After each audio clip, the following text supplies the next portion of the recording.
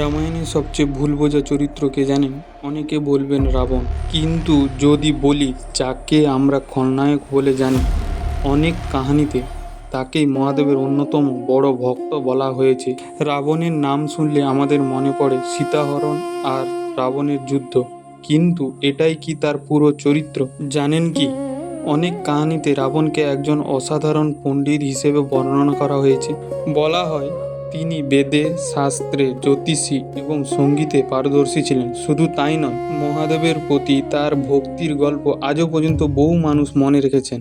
এখানে একটি প্রশ্ন আসে, এত জ্ঞান, এত শক্তি, এত ভক্তি থাকার পরও তার পতন হলো কেন? আসল রহস্যটা এখানেই।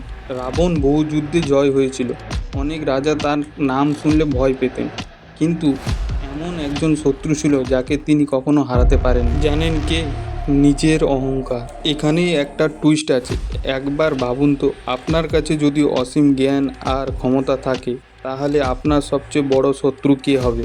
রাবণের ক্ষেত্রে সেই শত্রু ছিল তার নিজের অহংকার। সীতাকে অপহরণ সিদ্ধান্ত তাকে আরও শক্তিশালী করেনি, বরং ধীরে ধীরে তার পতনের পথ তৈরি করেছিল।